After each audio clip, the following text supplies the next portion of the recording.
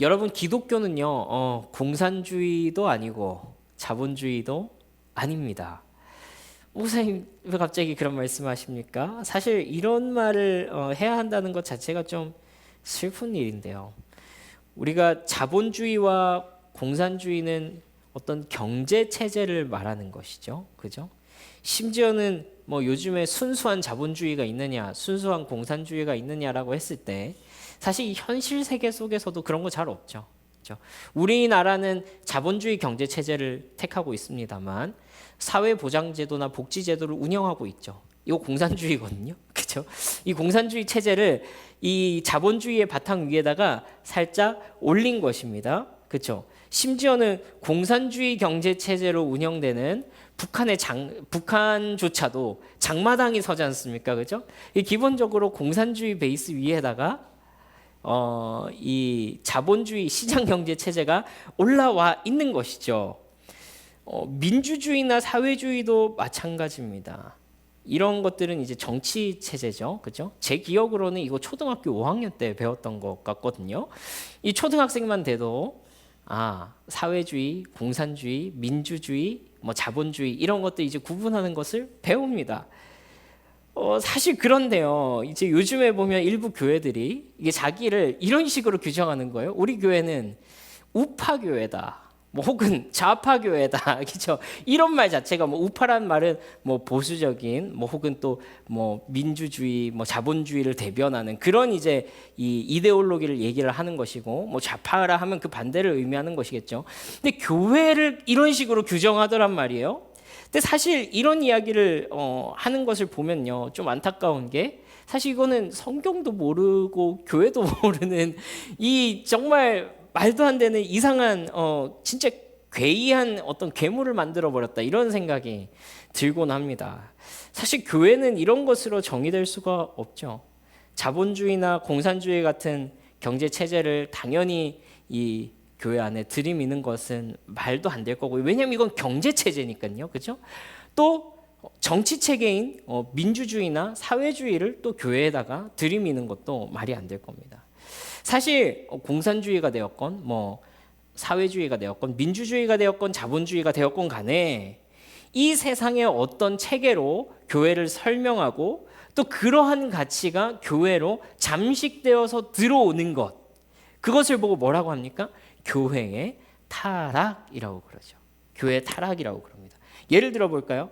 만약에 교회가 강력한 담임 목사의 신적 통치로 이거 하라면 이렇게 하고 저거 하라면 저렇게 하는 뭐 이 굉장히 이렇게 사회주의적으로 목회를 한다라고 한다면 그 이제 성경적인 가치관과 별로 맞지 않겠죠. 그죠? 또 뭐 성도가 자발적으로 이 성령 하나님의 인도하심을 따라 헌금하는 것이 아니라 이렇게 강요하는 거예요. 너희 재산을 다 팔아라. 다 팔아서 무조건 헌금해라. 이거 뭐예요? 공산주의죠. 그죠? 이런 것들도 보고도 교회가 타락했다라고 그렇게 얘기를 합니다. 반대로요. 반대로 자본주의적으로 교회가 실제로 이런 분을 봤어요. 교회는 종교 서비스를 제공할 테니 거기에 합당한 금액을 내시오 라고 하는 것도 타락이죠. 그죠? 반대로 뭐 모든 것을 민주적으로 한다고 해서 뭐 사회적으로는 뭐 맞을 수 있겠지만 이 성경의 진리에 비춰보면 분명히 잘못된 것들이 있거든요. 근데 그런 것들을 다수결로 결정하는 거예요. 민주적으로 하겠다고. 그거 올바른 겁니까? 그렇지 않죠. 그거 교회 타락입니다. 분명히 잘못된 것인데 다수결로 그냥 결정을 해버리는 거예요. 거기에 대해서 성경적인 관점으로 그건 틀렸습니다라고 말할 사람이 아무도 없는 거예요. 그러니까 이 교회 안에서 어떤 체제, 어떤 이 세상에서 말하는 하나의 어떤 체제를 가지고 그것으로서 교회를 설명하려고 하거나 그것으로서 교회를 운영하려고 할 때 교회는 필연 타락할 수밖에 없다라는 것입니다. 오히려 교회는 어떻게 해야 합니까? 복음 안에서 이 그만의 어떤 독특한 체제를 보여줘야 됩니다. 그 체제는 뭐예요? 하나님 나라의 원리가 교회 안에서 작동하고 있는가? 하나님 나라의 메커니즘이 교회 안에서 작동하고 있는가? 하나님 나라의 원리를 반영하는 체제인 것이죠. 그것은 때로는 민주주의의 모습이고 때로는 자본주의의 모습처럼 보일 수도 있지만 또 때로는 사회주의나 공산주의와 같은 모습을 하고 있을 수도 있는 거예요. 하지만 그 어떤 것으로도 규정되지 않습니다. 이것이 교회입니다. 그렇죠? 여러분, 그러나 언제나 교회가 타락했을 때의 원리는 같습니다. 그것은 세상의 세속의 물결이 교회의 하나님 나라의 가치를 몰아내고 그 체제가 교회의 어떤 이 복음적인 원리를 잠식해버린 것입니다. 언제나 동일합니다. 그리고 거기에 대해서 무감각해져 버리는 것입니다.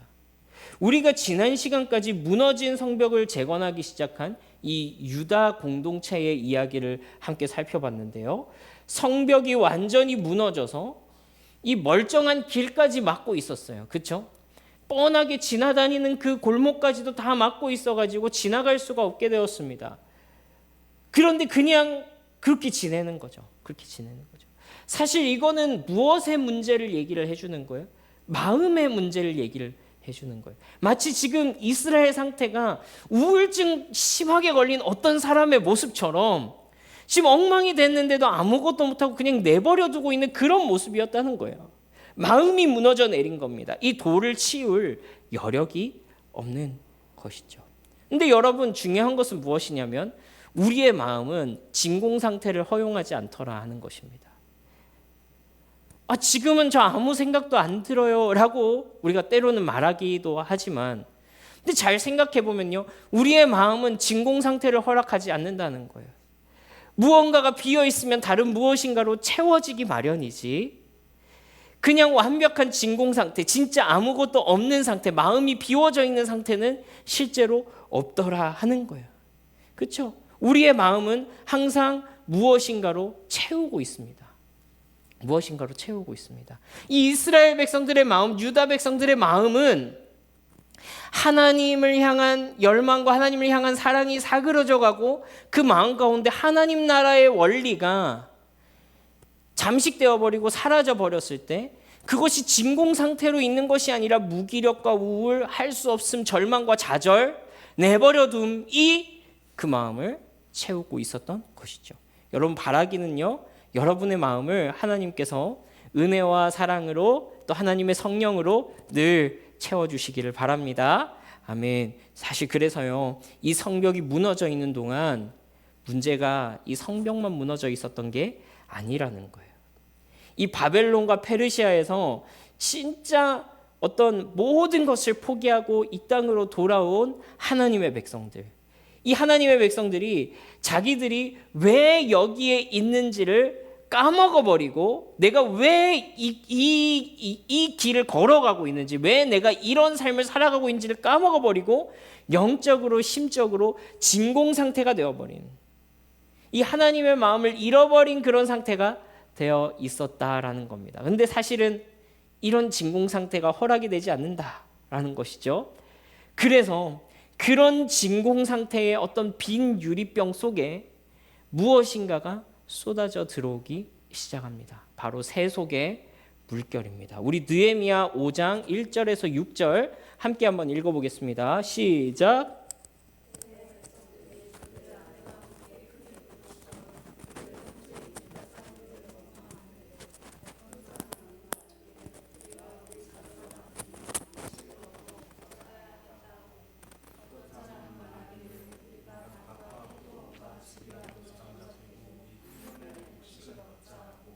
어떤 사람은 말하기를 우리는 밭과 포도원으로 빚을 내서 왕에게 세금을 바쳤도다. 우리의 육체도 우리의 형제의 육체와 같고 우리의 자녀도 그의 자녀와 같거늘 이제 우리 자녀를 종으로 파는도다. 우리 딸 중에 벌써 종된 자가 있고 우리의 밭과 포도원이 이미 남의 것이 되었으나 우리에게는 아무런 힘이 없도다 하더라. 내가 백성의 부르짖음과 이런 말을 듣고 크게 노하였으나 그랬습니다. 여러분, 우리가 읽은 그대로입니다. 가난한 백성들이 착취를 당하기 시작합니다. 같은 처지의 사람들이 돌아왔는데 그 안에서 위계가 생겨버리고 가난한 사람들이 착취를 당하는 일들이 일어납니다. 자식들을 먹일 곡식이 없어서 굶습니다. 그래서 밭이나 포도원이나 집이라도 담보로 잡아가지고 곡식을 꿔야겠다라고 얘기를 합니다. 사실 이 저당 잡힌다라는 말은요, 지금의 담보대출보다 훨씬 더 심한 이야기입니다. 우리가 쉽게 생각해서 전당포 가면 어떻게 해야 되죠? 맞바꾸지 않습니까? 그 빚을 갚기 전까지 그것을 잃어버리는 것입니다. 그렇죠? 집과 밭과 포도원을 다 저당 잡혀버렸다, 그렇게 말합니다. 여러분, 사실 이것이 진짜 문제가 되는 이유가 있어요. 왜 그러냐면요, 이건 단순하게 어떤 가난해졌다의 문제가 아니라 사실 이 백성들이 예루살렘으로 돌아온 이유가 있거든요. 왜 돌아왔어요? 그냥 고향이라서 돌아왔습니까? 아니에요. 이곳이 약속의 땅이라서 돌아온 거예요. 하나님께서 아브라함에게 주셨던 그 약속의 땅, 가나안 땅으로 돌아왔어야 됐기 때문에 그곳에서 여호수아를 통하여서 각 가문별로 하나님께서 땅을 분배해 줬잖아요. 메시아가 오시기까지 너희 각 가문이 책임의식을 가지고 이 땅을 지켜내라. 그리고 이 땅에서 그리스도가 나시게 될 것이다 라는 약속 때문에 이 가문에서 가문으로, 이 세대에서 세대로 이 유업을 이어나가는 것이 이스라엘 백성들에게는 매우 중요했지 않습니까? 그래서 그 땅을 빼앗겼다는 게 어떤 의미였습니까? 하나님께서 이 약속을 파기하셨구나. 우리에게 땅을 주시겠다고 했던, 이 땅에서 그리스도가 나겠다고 하셨던 그 약속이 파기되었구나라는 의미 때문에 그냥 단순히 사로잡혀간 의미가 아니라 이 영적인 파산 상태를 말하는 것이 바벨론 포로, 페르시아 포로 기간이었단 말이에요. 근데 이제 하나님의 은혜로 이 땅으로 돌아왔어요. 하나님께서 유업으로 주셨던, 하나님께서 이 땅에서 메시아가 오게 하리라고 하셨던, 그래서 각 가문별로 너희가 이것을 빼앗아 가더라도 다시 돌려주라고 했던 그 땅으로 돌아왔어요. 그런데 내가 굶다가 도저히 참지 못해서 이 믿음 좋은 돌아온 사람들, 이 페르시아에서 모든 것을 포기하고 다시 하나님의 땅으로 돌아온 이 사람들, 사명감을 가지고 돌아왔을 거잖아요. 근데 그 사람들도 이제 더 이상 버티지 못하는 거예요. 와, 내가 목숨 걸고 하나님께 헌신했는데 이 배고파가지고 이제 못 살겠습니다. 이거 팔아야 되겠습니다. 저당을 잡혀버리는 거예요. 여러분, 근데 내가 이 땅을 팔아서라도 좀 이제 내 자식 좀 먹여야 되겠습니다. 심지어는 이 땅을 담보로 해서 이 세금을 내고, 혹은 그것도 안 되는 상황에서는 자기 자식을 종으로 팔아야 되는, 이게 하나님한테 순종한 사람들에게 대해줘야 될 이 일이냐라는 거예요. 이 사람들에게 일어나야 될 일이냐는 거예요. 5절 말씀을 보니까요, 딸들이 종으로 이미 팔려갔고 밭과 포도원이 이미 남의 것이 되었다, 이렇게 말합니다. 우리에게 아무런 힘이 없다라고 자포자기합니다. 근데 문제는 무엇이냐면 1절을 봅시다. 여러분, 누구를 원망합니까? 지금 누구를 원망하고 있습니까? 그들의 형제인 유다 사람을 원망하고 있는 거예요. 누가 이 짓을 했어요? 산발랏이 빼앗아갔습니까? 도비아가 뺏어갔습니까? 게셈이 뺏어갔습니까? 아니에요. 동족이 빼앗아갔어요. 그들의 형제가 빼앗아갔어요. 하나님의 백성이 하나님의 백성을 착취하고 있는 거예요. 요즘 말로 하자면 같은 교회 사람들끼리 자기들끼리 뺏고 뺏기고 착취하고 이런 일들이 발생하고 있었다 하라는 거예요. 근데 여러분, 한편으로는 이렇게 해도 생각할 수 있지 않습니까? 이때 당시, 지금으로부터 약 2500여 년 전에 페르시아가 온 세상을 다스리고 있었던 시대였습니다. 페르시아는 원래 상업 중심지였습니다. 군사력이 바벨로니아보다 강하지 않았습니다. 이 상업 사회 속에서 페르시아는요, 돈 굴리기를 아주 잘했던 그런 나라 중에 하나였거든요. 근데 그 원리로 보자면 너무 당연한 거 아닙니까? 목사님, 너무 순진한 얘기 하시는 거 아니세요? 돈 있는 사람이 자기 돈 가지고 자기 권리를 행사하고, 아니 돈 없으면 땅이라도 팔아가지고 먹고 살아야 하는 게 세상 아닙니까? 이렇게 순진한 얘기를 하십니까? 다 그렇게 사는데 왜 너만 유난 떱니까? 라고 할 수 있죠. 틀린 말 아닙니다. 틀린 말 아니죠.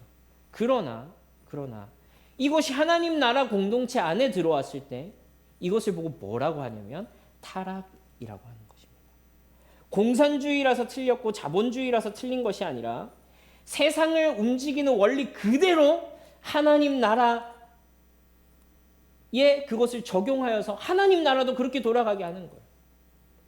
하나님 나라 원리에 따라야 할 하나님 나라 백성들이 세상의 가치관과 세상의 원리, 세상의 메커니즘, give and take의 원리로 뭐 수요와 공급의 법칙으로 욕망이 지배하는 법칙으로 교회 안에도 똑같이 들어와 가지고 그와 같이 되어버린 것, 그것을 보고 타락이다라고 한다는 거예요. 하나님 나라 백성들이 철저히 오늘 말씀해 보니까 세상의 원리대로 살고 있는 것을 보고 있습니다. 그러니까 이 성벽이 무너진 것 이전에 이 성벽을 다시 세우고 있지 못하다는 게 어떤 의미예요?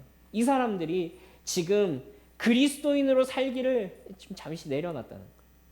하나님의 백성으로 살기를 포기했다는 거예요. 그러니까 그것이 진공 상태로 주님 조금만 있다가 내가 잘 섬길게요가 아니라 지금 무너져 있는 그들의 현실로 막 드러나는 거예요. 막 드러나는 겁니다. 근데 이 억울함, 이 분함, 막 그것 때문에 고통받고 있는 하나님의 사람들, 왜 하필이면 지금 이 문제가 터져 나왔을까 하는 거예요. 사실은요, 이 지경까지 오려면 자식을 종으로 팔아버려야 할 정도까지 상황이 몰리려면 이거 1, 2년 있었던 일은 아닐 거라고 생각합니다. 꽤나 오랜 시간이 지났을 거예요. 근데 생각해보면요, 어떤 공동체 안에서 불만이 터져 나오려면 두 가지 가능성이 있는 것 같습니다. 하나는요, 진짜로 더 이상 못 참겠다고 또 봉기를 일으키는 거죠. 이걸 보고 뭐 혁명이라고도 하고 뭐 쿠데타라고도 하고 뭐 반란이라고도 하고 뭐 이렇게 뭐 다양한 뭐 모습으로 얘기되는 것 같습니다. 또 하나는요, 들어줄 만한 사람이 나타났을 때입니다. 사실 말해도 씨알도 안 먹힐 거 알고 비웃음만 살 거 알고 나만 비참해질 거 알면 우리 굳이 얘기 안 하잖아요. 이런 거 언제 많이 경험해요? 우리가 회사에서 연봉 협상하거나 나의 권리를 요구할 때 내가 얘기할 만하면은 얘기를 합니다. 근데 얘기해도 안 들어줄 것 같으면 어떻게 해요? 퇴사를 하죠. 그렇죠? 아, 이게 더 이상 이게 의사소통이 안 되는구나. 아, 내가 이렇게까지 해가지고 뭐 여기에 있어야 돼? 이런 생각을 하고 그냥 퇴사를 해버립니다. 그런데 여러분, 느헤미야가 갑자기 등장한 거예요. 느헤미야가 페르시아 황제의 최측근, 그렇죠? 본사 경영진이 내려온 거예요.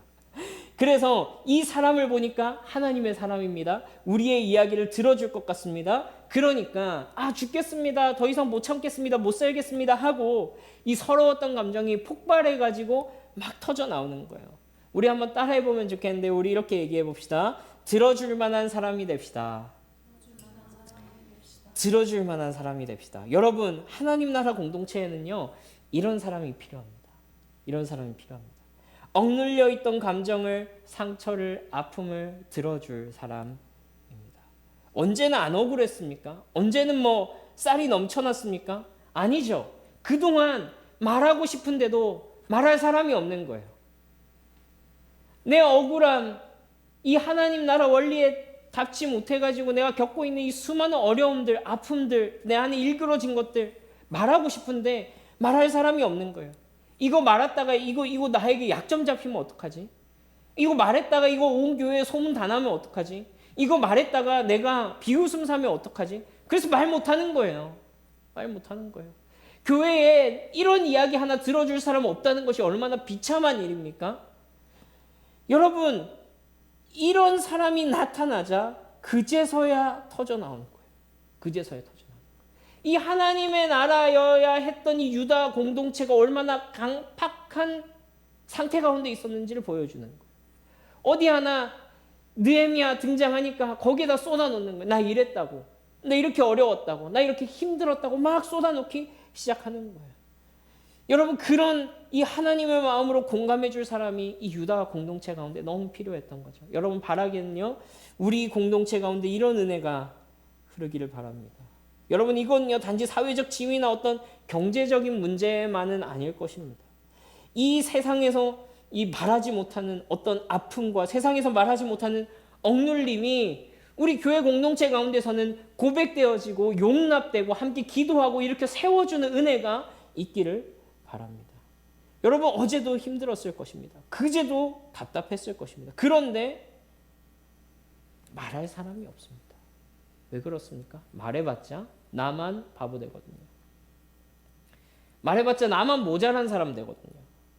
근데 하나님의 사람이 있는 곳에서는 비로소 말할 수 있습니다. 들어줄 수 있습니다. 그리고 회복으로 나아갈 길을 함께 고민해 줍니다. 여러분, 우리 각자가 좀 이런 사람이 되면 좋겠습니다. 그래서 여러분, 이 느헤미야가요, 이 이야기를 듣고서 분노합니다. 의분입니다. 우리 6절부터 13절까지의 말씀 번갈아 가면서 한번 읽어보겠습니다. 제가 먼저 읽습니다. 내가 백성의 부르짖음과 이런 말을 듣고 크게 노하였으나, 꾸짖어 그들에게 이르기를 너희가 각기 형제에게 높은 기제를 취하는도다 하고 대회를 열고 그들을 쳐서 그들에게 이르기를 우리는 이방인의 손에 팔린 우리 형제 유다 사람들을 우리의 힘을 다하여 도로 찾았거늘 너희는 너희 형제를 팔고자 하느냐 더구나 우리의 손에 팔리게 하겠느냐 하매 그들이 잠잠하여 말이 없기로.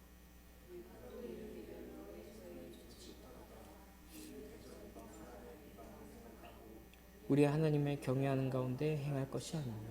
나와 내 형제와 종자들도 역시 돈과 양식을 백성에게 꾸어 주었거니와 우리가 그 이자를 받기를 그치자. 그들의 밭과 포도원과 감람원과 집이며 너희가 꾸어준 돈이나 양식이나 새 포도주나 기름의 100분의 1을 돌려보내라 하였더니 그들이 말하기를 우리가 당신의 말씀대로 행하여 돌려보내고 그들에게서 아무것도 요구하지 아니하리이다 하기로 내가 제사장들을 불러 그들에게 그 말대로 행하겠다고 맹세하게 하고 함께 읽습니다. 내가 옷자락을 털며 이르기를 이 말대로 행하지 아니하는 자는 모두 하나님이 또한 이와 같이 그 집과 산업에서 털어버리실지니 그는 곧 이렇게 털려서 빈손이 될지로다 하매 회중이 다 아멘 하고 여호와를 찬송하고 백성들이 그 말한 대로. 여러분, 우리 이렇게 한번 따라해 보면 좋겠습니다. 다시 하나님의 관점을 담아야 합니다. 다시 하나님의 관점을 담아야 합니다. 6절 말씀해 보니까 느헤미야가 분노하는데요. 근데 7절 말씀해 보니까 느헤미야가 깊이 생각하고 이렇게 말합니다. 깊이 생각하고. 여러분, 진짜 멋있는 지도자죠. 이 하나님의 마음을 품은 사람이 그 꼴을 보고 있단 말이에요. 지금 겨우겨우 애써가지고 우리 동족 한번 누구는 한번 살려보려고 구해내려고 이 페르시아에서 바벨론에서 구해가지고 돌려왔더니 동족들끼리 자기들끼리 착취하고 팔아먹고 있는 거예요. 여러분이 이 느헤미야의 입장이었다면 어떻게 했을 것 같습니까? 상을 엎을 것 같지 않습니까? 이 새끼들아! 이 독사의 자식들아 하면서 그랬을 것 같지 않습니까? 근데 느헤미야 생각합니다. 진짜 멋진 사람이죠. 그 가운데서도 생각합니다. 한번 누릅니다. 한번 누르고 무엇을 생각했겠습니까? 느헤미야가 어떻게 해야지 이 사람들의 마음 가운데 다시 하나님의 관점이 들어갈 수 있을까? 어떻게 해야지 이들이 하나님의 관점으로 이 상황들을 바라보고 스스로 뉘우치고 돌이킬 수 있을까? 그것을 이제 고민했을 거란 말이죠. 여러분, 지금 느헤미야가 하고 싶은 거는 단지 성벽을 올리는 게 아닌 것이 확실합니다. 그렇죠? 성벽 그거 뭐라고요? 지난 시간에 함께 나눴던 것처럼 지금 이 사람들이 올리고 있는 성벽, 페르시아의 성벽에 비하면요 너무나도 초라한 것들입니다. 여러분, 진짜 느헤미야가 하고 싶었던 것은 무엇이냐면은 이곳 가운데 하나님의 공동체를 다시 일으키기 원하는 거예요. 하나님 나라 공동체를 다시 일으키기를 원하는 겁니다. 그러기 위해서는요 내버려 두었던 성벽처럼 무너진 마음을 다시 채워줘야 됩니다. 세상의 것으로 채워져 있던 그 마음을 하나님의 관점으로 하나님의 생각으로 다시 채워줘야 될 필요가 있다라는 거예요. 컵에 물 가득 들어있다가 쫙 부어버리면 여기에 비어 있습니까? 그렇지 않죠. 여기는 공기, 이 공기로 가득 차 있습니다.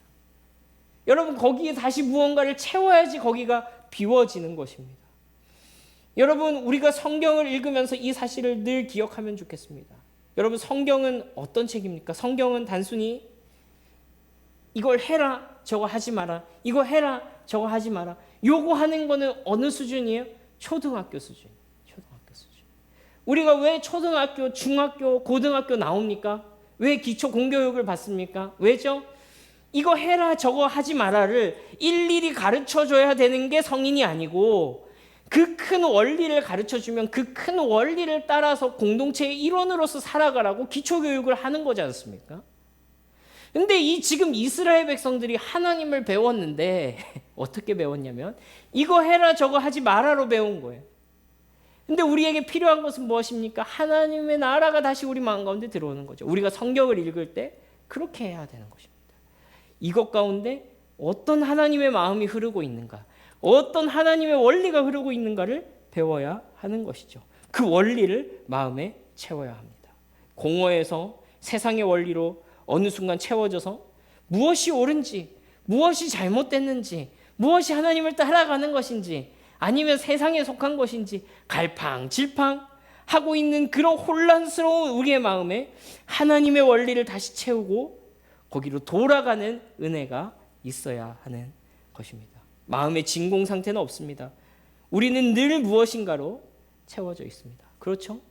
여러분들의 마음은 무엇으로 작동하고 있습니까? 어떤 원리가 여러분들을 움직이는 동력원입니까? 오늘 이 유다 백성들에게 느헤미야가 하나님의 원리를 다시 상기시킵니다. 너희가 그렇게 하는 것이 맞느냐? 너희가 그 고생을 해서 바벨론에서 페르시아에서 돌아온 것이 이거 하려고 그렇게 한 것이냐? 그리고 그 말씀을 다시 그들에게 상기시키되 그들이 이미 받은 이자는 일부 돌려주고 앞으로는 그들에게서 돈놀이 하지 말자. 우리 동족들 상대로 돈놀이 하지 말자라고 결의합니다. 여러분 페르시아의 원리로는 이 사람들 뭐라고 할 수 없습니다. 페르시아의 원리로는요 이 사람들에게 잘못됐다고 할 수 없습니다. 능력대로 인정받는 거 뭐 나쁩니까? 세상 다 그렇게 돌아가는데 잘난 사람 잘나게 되고 도태되는 사람 그냥 도태되는 게 약육강식 아닙니까? 자본주의 아닙니까? 진화론적 세계관 아닙니까? 그죠? 그런데 그렇지 않다는 거예요. 하나님 나라 그렇지 않다는 거예요. 하나님 모시기엔 이런 것이 악하다라는 거예요. 여러분 말씀에는 이런 힘이 있습니다. 말씀이 우리의 마음에 닿을 때 평소에 회개하지 않던 것들을 회개하게 됩니다. 여러분 이것이 참 그리스도인과 그냥 명목상의 그리스도인의 큰 차이이기도 합니다. 그리스도인이 아닌 자에게 당신 죄인입니다라고 하면 기분 나빠하죠. 누가 좋아합니까? 당신은 죄인입니다 라고 하면 내가 뭘 그렇게 잘못했는데요 라고 얘기합니다. 그런데 그리스도인에게 당신 죄인입니다. 당신의 죄 때문에 그리스도께서 죽으셨습니다 라고 하면 뭐라고 합니까? 내가 하나님을 사랑하지 못한 것 때문에 주님 죽으셨네요. 죄송합니다 라고 합니다. 세상의 원리로 봤을 땐 전혀 이상할 것이 없습니다. 그런데 하나님 나라의 원리가 들어오면은 독특한 일이 일어나는 거예요. 형식적인 예배를 회개하고 시간과 돈을 나의 것인 것처럼 사용했던 것을 회개하고 내 욕망과 성공을 쫓아서 그것에 내 모든 삶을 바쳤던 것들을 회개합니다. 다시 하나님의 관점이 우리의 마음 가운데 담기는 것입니다. 여러분 이런 일이 우리의 매일의 묵상 가운데 일어나기를 원하고 또 주일에 우리가 함께 말씀을 보는 가운데 이런 일들이 일어나기를 원합니다. 여러분 그래서요 느헤미야는 그 가운데서도 스스로 먼저 자기의 권리를 포기합니다. 권리를 포기한다는 것은요. 권리를 포기한다는 것은 내가 마땅히 그러할 것보다 더 많은 것을 하는 것, 그것보다 조금 더 하는 것을 의미하는 것입니다. 우리 말씀 한번 보면 좋겠는데요. 우리 14절에서 19절 말씀 번갈아 가면서 읽습니다. 제가 먼저 읽습니다. 또한 유다 땅 총독으로 세움을 받을 때에 곧 아닥사스다 왕 제20년으로부터 제32년까지 12년 동안은 나와 내 형제들이 총독의 녹을 먹지 아니하였느니라.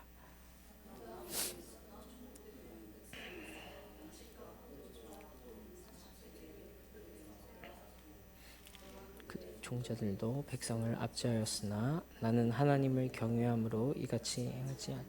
도리어 이 성벽 공사에 힘을 다하여 땅을 사지 아니하였고 내 모든 종자들도 모여서 일을 하였으며 또 내 상에는 유다 사람들과 민장들 150명이 있고 그 외에도 우리 주위에 있는 이방 족속들 중에서 우리 위에게 나온 자들이 있었는데 매일 나를 위하여 소 한 마리와 살진 양 6마리를 준비하며 닭도 많이 준비하고 열흘에 한 번씩은 각종 포도주를 갖추었나니 비록 이같이 하였을지라도 내가 총독의 녹을 요구하지 아니하였음은 이 백성의 부역이 중함이었더라. 함께 읽습니다.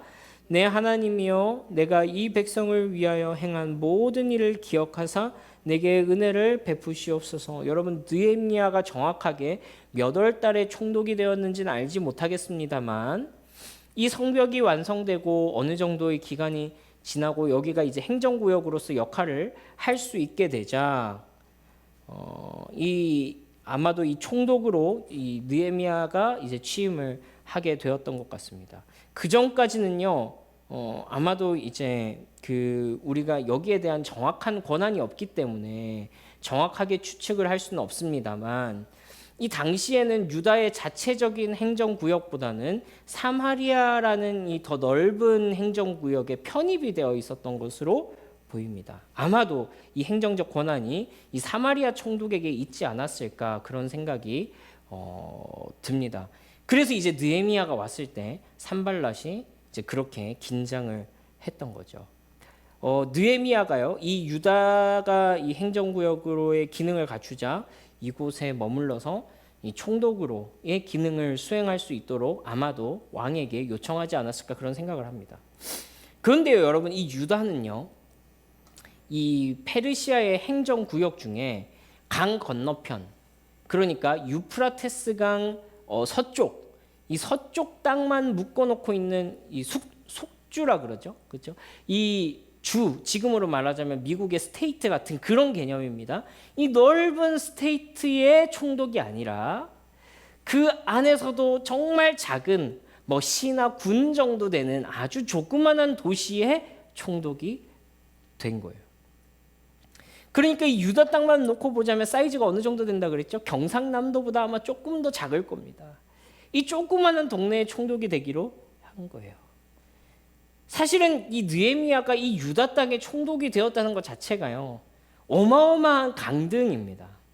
이 중앙행정구역에서 왕의 최측근이었던 사람이 지방으로 간다는 것 자체가 좌천의 의미가 있는데 그것도 이 넓은 이 사트라프라고 그러는데 이 사트라피라고 하는 이런 큰 행정구역이 아니라 조그마한 유다 땅의 총독이 되었다. 라는 것 자체가 굉장한 어떤 희생이었거든요. 우리가 이제 조선 총독부 이렇게 총독하면 딱 조선 총독부 이런 생각이 나니까 이게 대단한 것 같지만 사실 유다의 총독이 되었다는 것은 그 정도로 이 페르시아 세계 속에서는 별것 아닌 어쩌면 그런 일이 하찮은 자리로 간 것입니다. 근데 그것도 모자라서요, 총독으로서 그 지역민들에게 거둬야 하는 노구를 받지 않기로 합니다. 아마도 그 총독으로서 그 땅에서 자체적으로 세금을 징수해서 자체적으로 먹고 살 수 있는 그런 어떤 구조가 있었던 것 같습니다. 근데 느헤미야가 그것을 기꺼이 포기하기로 합니다. 이미 자기의 식솔들을 위해서 사람들이 고생하고 있다는 것을 알기 때문에 마땅히 취할 수 있는 권력을 누리지 않기로 한 것입니다. 우리 한번 따라해 볼까요? 권리를 내려놓는 사람이 리더입니다. 네, 권리를 내려놓는 사람이 리더입니다. 여러분, 세상 나라에서는요, 권리를 누리기 위해서 권력을 쥐려고 하지만 하나님 나라에서는요, 권력을 내려놓는 사람이 리더입니다.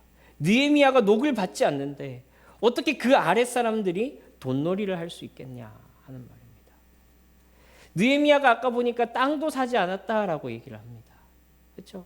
자기는 얼마든지 땅을 사고 그 지역에서의 자기의 권한을 확보하고 할 수 있는데 그거 내가 먼저 하지 않겠다라는 거예요.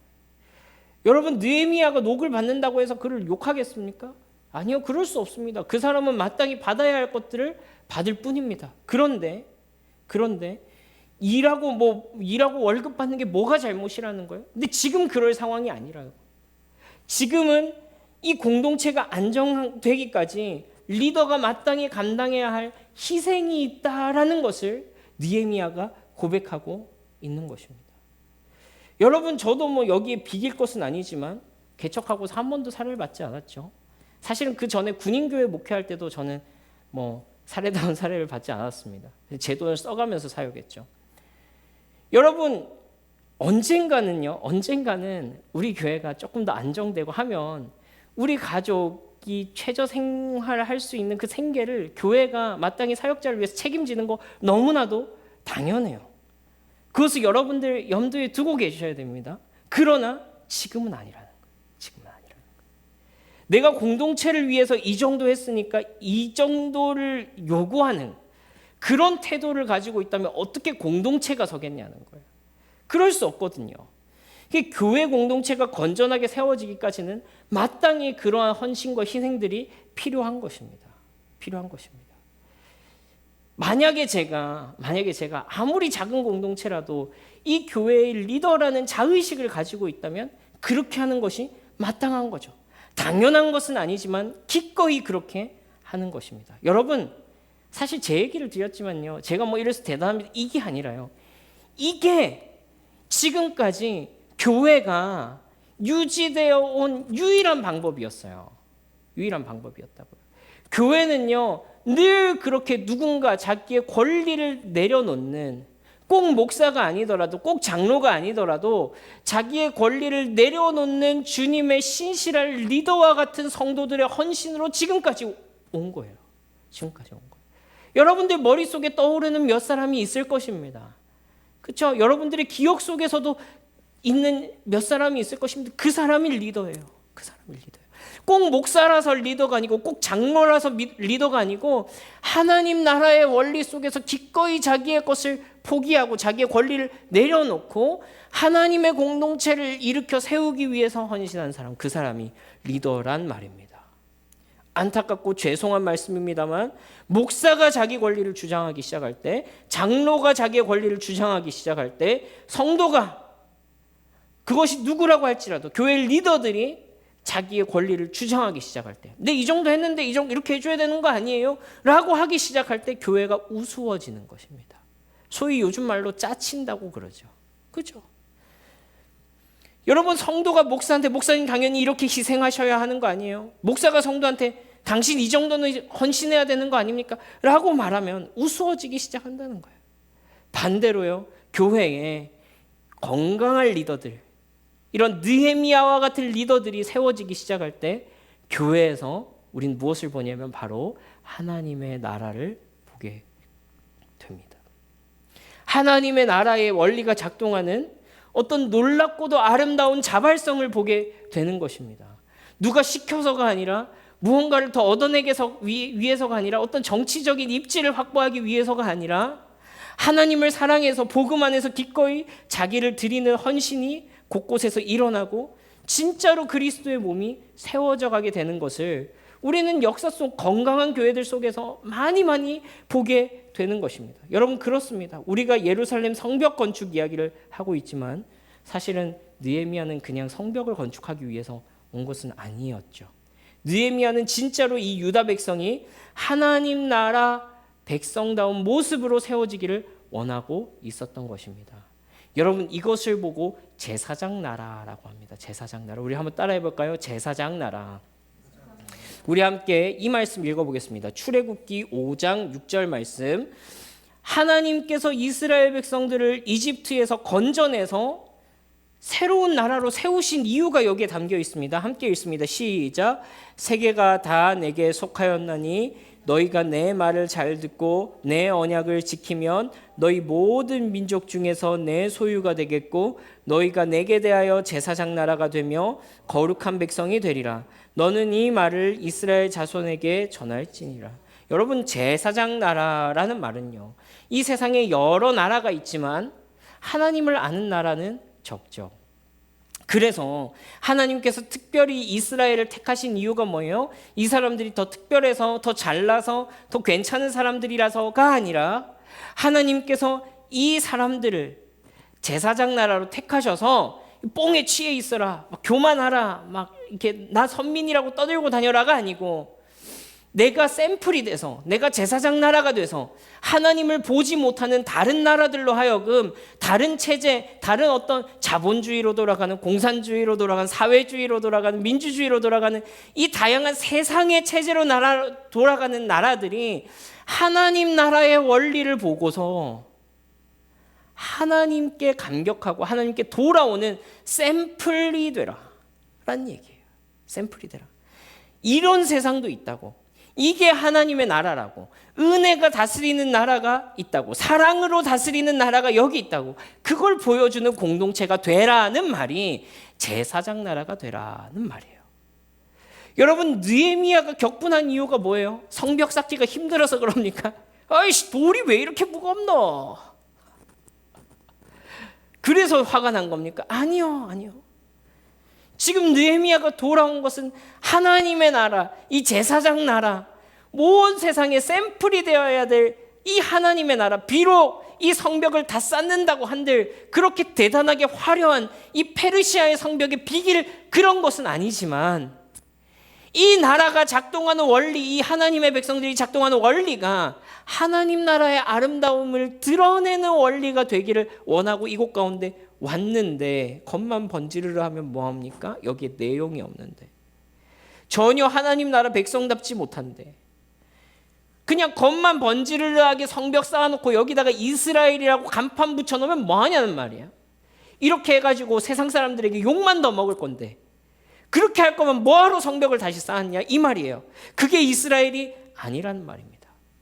여러분, 이것이 교회입니다. 이것이 교회입니다.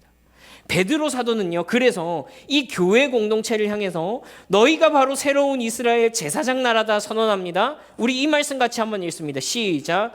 그러나 너희는 택하신 족속이요 왕 같은 제사장들이요 거룩한 나라요 그의 소유가 된 백성이니 이는 너희를 어두운 데서 불러내어 그의 기이한 빛에 들어가게 하시니에 아름다운 덕을 선포하게 하려 하심이니라. 여러분, 또 한 구절 더 보면 좋겠는데요. 요한계시록에서 천상의 예배자들이 구원받은 백성을 보고 이렇게 표현합니다. 함께 읽습니다. 시작.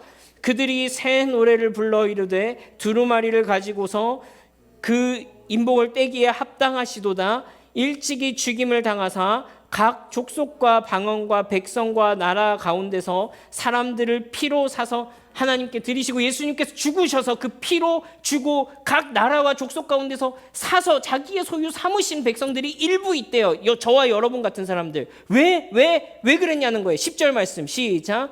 그들로 우리 하나님 앞에서 나라와 제사장들을 삼으셨으니 그들이 땅에서 왕노릇 하리로다. 여러분, 이게 하나님의 비전이에요. 요한계시록의 비전이라고요. 하나님의 백성들, 그 피로 값주고 사신 백성들, 그래서 나 천국 가면 땡이 아니라 그들로 나라와 제사장 나라 삼으셔가지고 온 세상으로 하여금 그들로 보고 하나님 나라의 아름다움, 하나님 나라의 찬란함, 하나님 나라의 사랑과 긍휼의 원리를 보고 배우게 하려고 샘플 하우스, 모델 하우스로 만들기 위해서 그랬다는 거예요. 여러분, 이것이 교회입니다. 이것이 우리를 구원하신 이유입니다. 이것이 교회의 아름다움이고 영광입니다. 오늘날 교회가 너무 부끄러운 일들을 많이를 해서 고개를 들 수 없고 수치를 당하는 것이 오늘날에 우리가 살아가고 있는 이 시대의 교회의 사실은 처참한 현실이기도 합니다. 여러분, 그러나 우리가 이것을 꿈꾸면 좋겠습니다. 세상에서는 발견되지 않는 하나님의 나라가 우리의 공동체 가운데 드러나기를 바라며 그것을 우리의 꿈으로 삼읍시다. 우리 현실 가운데 교회가 그렇게 무너져 있다고 해서 우리도 같이 교회는 망했어, 교회는 망한 거야, 교회는 더 이상 소망이 없어가 아니라, 성경에서 가르쳐 주시는 너희 원래 이렇게 영광스러운 존재야, 너희 내가 택해서 진짜 아름다운 존재로 만들어놨어, 사람들이 너희를 보고 감탄할 거야 하는 그런 샘플, 그런 꿈, 그런 비전, 하나님 우리가 그런 꿈을 꾸고 나아갑니다 하는 소망이 우리 가운데 있으면 좋겠습니다. 여러분, 사실 예수님께서 먼저 이와 같이 하셨습니다. 예수님은 하나님의 최측근이셨죠. 그분은 하나님 보좌 우편에 앉으신 분이셨고 하나님의 본체이십니다. 그분은 이 땅까지 내려오실 필요가 없습니다. 그러나 친히 이 땅 가운데 내려오셔서 십자가에 달리셨습니다. 그리고 그 머리에는 유대인의 왕이라는 멸칭이 붙었습니다. 그리고 그분의 피로 우리를 사셨죠. 누가 죽기 위해 태어납니까? 그런데 그분은 죽기 위해 이 땅 가운데 태어나셨습니다. 그분의 피값으로 생명을 얻은 우리를 통해서 이 세상이 말하는 방식이 아니라 하나님의 나라의 원리로 작동하는 하나님 나라의 샘플하우스, 모델하우스가 여기 있노라고 우리를 파송하신 분이 바로 예수님이시다라는 말입니다. 공허하였던 우리의 마음에 다시금 하나님의 원리를 담아내고 우리가 서로에게 들어줄 만한 사람이 되며 또 그리스도를 본받아서 기꺼이 우리의 권리를 내려놓고 서로에게 서로를 드리게 되는 이런 아름다운 공동체가 되기를 원합니다. 그래서 내가 연약할 때 나를 착취하는 사람들이 아니라 내가 연약할 때 나를 붙잡아 주시겠습니까? 라는 그 요청 앞에 기꺼이 자신의 손을 내어주고 자신의 권리를 내어주고 우리가 함께 세워져 가는 아름다운 꿈을 지금 이 공동체 가운데서 보고 있는 것입니다. 예수님을 닮은 아름다운 섬김이 그와 같이 우리 가운데 드러나기를 원하는 것입니다. 느헤미야가 마지막에 기도합니다. 주님, 이 모든 일들 가운데 이렇게 하고 있는 나를 기억해 주시고 은혜를 베풀어 주십시오. 여러분, 이것은 저는 하나님께 기브 앤 테이크 하고 있는 것은 아니라고 생각합니다. 이것은 이런 의미일 것입니다. 주님, 내가 진짜 꿈꾸던 그 일, 이 땅 가운데 이 무너진 예루살렘의 성벽 위에 하나님 나라 공동체가 다시 일으켜 세워지는 일, 주님도 내 마음 아시죠? 내가 지금 그 일을 위해서 이렇게 고생하고 있습니다. 은혜를 베풀어 주십시오. 나의 이 고생의 이유는 나의 만족과 나의 영광을 위한 것이 아니라 주님 당신의 나라를 일으키기 위한 것이오니 주님 속히 이루어 주시옵소서. 이 기도 제목일 거라고 생각합니다. 여러분, 우리가 이 말씀을 기억하면서요, 우리 오늘 함께 기도할 기도 제목은 이것입니다. 첫 번째로요, 마음의 진공 상태는 없습니다. 마음은 반드시 무엇인가로 채워집니다. 여러분들의 마음은 지금 무엇으로 채워져 있습니까? 어떤 원리가 여러분들을 주관하고 있습니까?